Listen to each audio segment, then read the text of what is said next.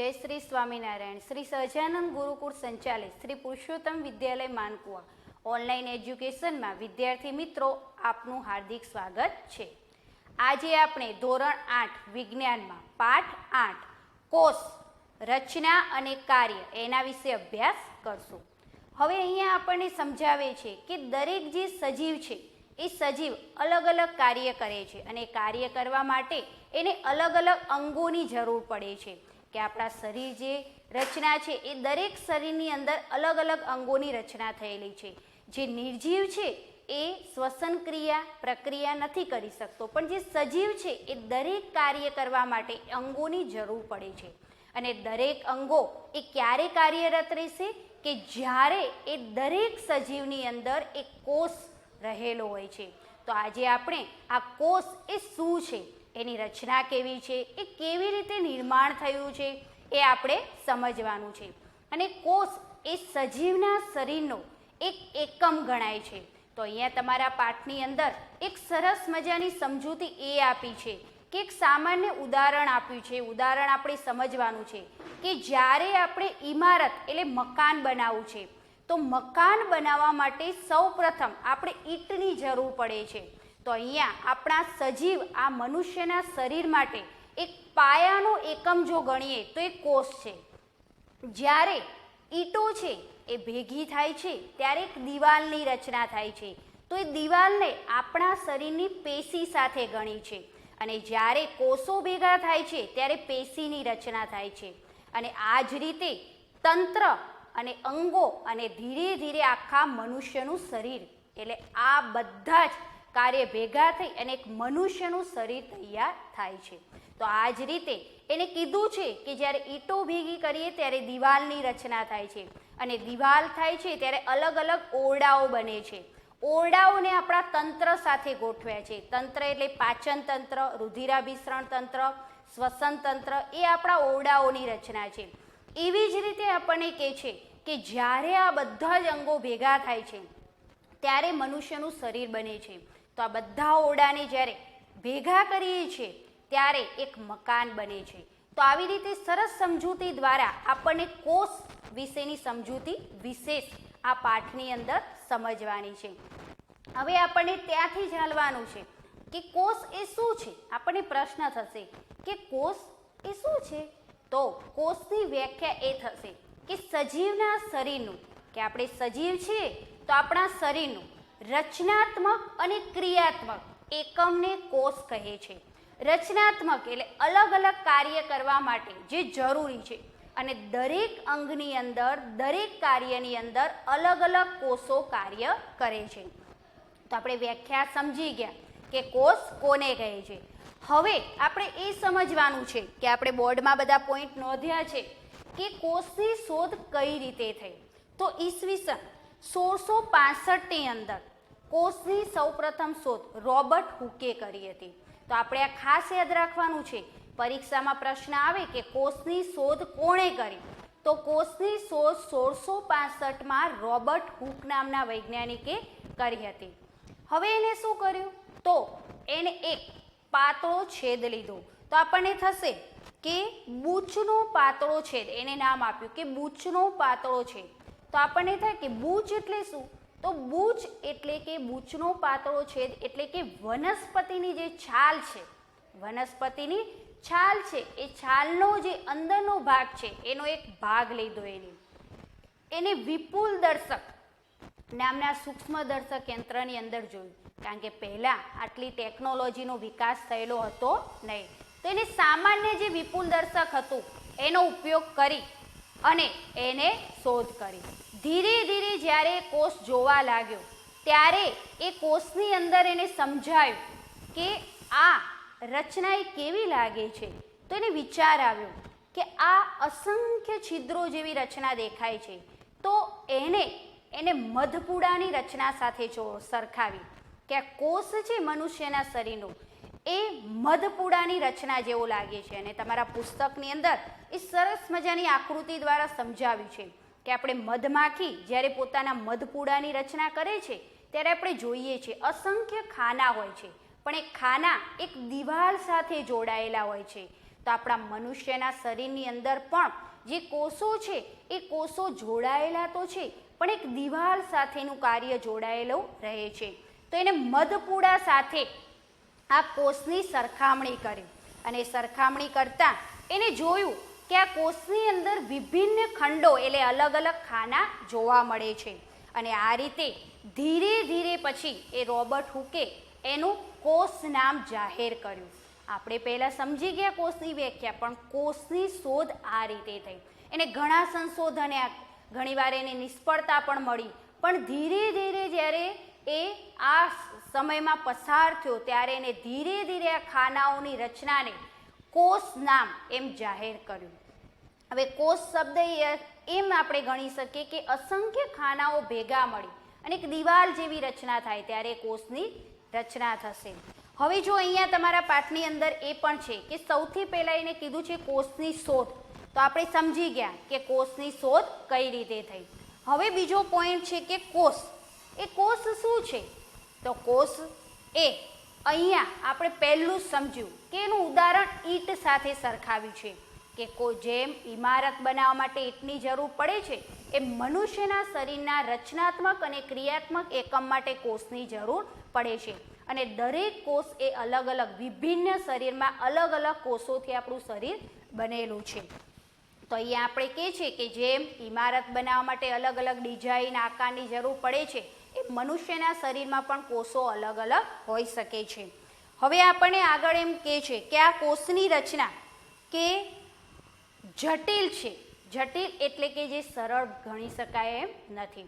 અહીંયા બીજું પણ આપણને સમજાવે છે, મરઘીનું ઈંડું એક કોષ છે, કે જે મરઘીનું ઈંડું છે એક પ્રકારનો કોષ છે, તથા કદમાં મોટું હોવાથી તે નરી આંખે વડે સરળતાથી જોઈ શકાય છે.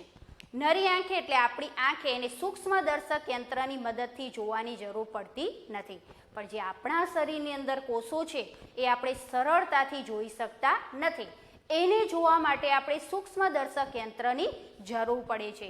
પણ જ્યારે મરઘીનું ઈંડું એ મોટું છે એટલે આપણે સરળતાથી એને જોઈ શકીએ છીએ. એના પછી આપણે ત્રીજા પોઈન્ટ તરફ આગળ વધીએ તો એમાં આપણને કહે છે સજીવોમાં કોષોની સંખ્યા, કે સજીવ છે તો એમાં કોષોની સંખ્યા, આકાર અને કદમાં વિભિન્નતા. એ પોઈન્ટ તરફ આપણે આગળ વધીએ કે સજીવ છે એમાં કોષોની સંખ્યા કેવી છે, એનો આકાર કેવો છે, એનું કદમાં શું વિભિન્નતા છે. તો હવે આપણને અલગ અલગ વૈજ્ઞાનિકો દ્વારા અલગ અલગ શોધો થઈ અને અલગ અલગ શોધો દ્વારા આ કોષનું એ વિભિન્ન પ્રકારે અલગ જોવામાં આવ્યું. હવે આપણને કહે છે પૃથ્વી પર લાખો સજીવો છે અને આ દરેક સજીવ એનો આકાર ભિન્ન હોય છે અને દરેક સજીવનો આકાર મનુષ્યનું શરીર એક સરખી રચના કરી છે. અંદરના તંત્રો પણ બધાના એક સરખા છે, પણ એનો દેખાવ, એનો રંગ, એનું રૂપ આ બધાનું વિભિન્ન એટલે અલગ અલગ જોવા મળે છે. જો આપણે કહીએ કે દેખાવમાં જે વ્યક્તિ સાવ જે કાળાશ પડતો લાગે છે તો આનામાં પણ આપણા ચામડીની અંદર મેલેલિન નામનું જે તત્વ હોય છે એ રંગ દેખાવમાં કરવા માટે મહત્વનું છે. તો અહીંયા આપણને કહે છે કે દરેકમાં અલગ અલગ વિભિન્નતા જોવા મળે છે. કોષોની સંખ્યા, તો કોષોની સંખ્યા પણ અલગ અલગ હોય છે. અહીંયા કહે છે કે ધારો કે વૃક્ષ ઊંચું છે તો એ મોટા વૃક્ષની અંદર કોષોની સંખ્યા અને નાના વૃક્ષની અંદર કોષોની સંખ્યા આ બંનેનું પ્રમાણ એ વિભિન્ન અલગ જોવા મળે છે. મનુષ્યના શરીરમાં અબજોની સંખ્યામાં કોષો જોવા મળે છે અને રચના અને કદ એ અલગ અલગ હોય છે અને દરેક જે કોષ છે એ અલગ અલગ કાર્ય કરે છે અને દરેક કોષ એ વિભિન્નતાથી કાર્ય કરે છે. હવે આપણે આગળ જોશું કે એના કોષ કયા કયા છે. 1 અબજ એટલે 100 કરોડ થાય, કે 1 અબજ એટલે 100 કરોડ થશે. 1 કરોડ એટલે 100 લાખ થશે. તો આવી અલગ અલગ સંખ્યાઓની અંદર મનુષ્યના શરીરની અંદર કહે છે કે અબજોની સંખ્યામાં, અબજો એટલે 100 કરોડોની સંખ્યામાં અલગ અલગ કોષો રહેલા છે.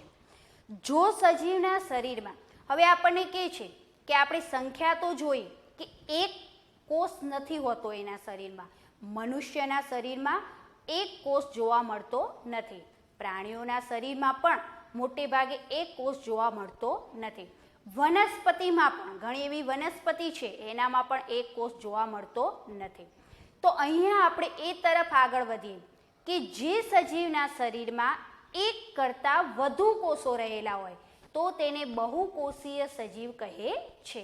આ વ્યાખ્યા આપણે ખાસ યાદ રાખવાની છે કે બહુકોષીય સજીવ એટલે શું? બહુ એટલે વધારે, કે જે સજીવના શરીરમાં એક કરતાં વધારે કોષો રહેલા છે તેને આપણે બહુકોષી સજીવ કહીએ છીએ. આપણે વ્યાખ્યા નોંધ કરી દઈશું કે જે સજીવના શરીરમાં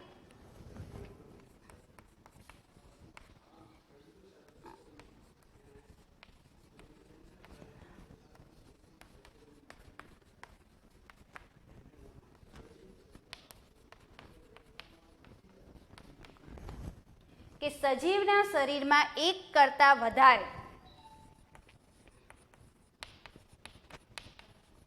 કોષો રહેલા છે તો તેને બહુકોષીય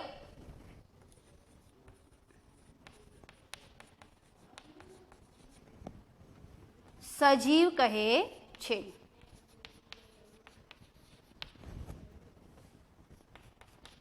કે બહુકોષીય સજીવ કહે છે. એના પછી જો આપણે ઉદાહરણ દ્વારા જોઈએ તો મનુષ્ય છે એ બહુકોષી સજીવ છે. વનસ્પતિ છે એ પણ હંસરાજ નામની વનસ્પતિ છે એ પણ બહુકોષીય સજીવ છે. અમુક પ્રાણી છે એ પણ બહુકોષી સજીવની અંદર લઈ શકાય છે. એના પછી જો આપણે જોઈએ તો જે સજીવની અંદર એક જ કોષ રહેલો હોય એને એક કોષી સજીવ કહે છે. કે જે સજીવના શરીરમાં એક જ કોષ રહેલો હોય,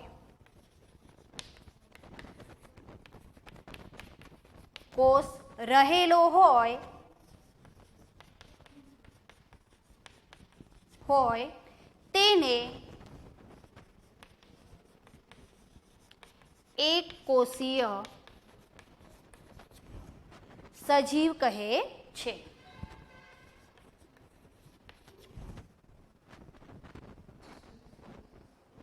એક કોષીય સજીવ કહે છે.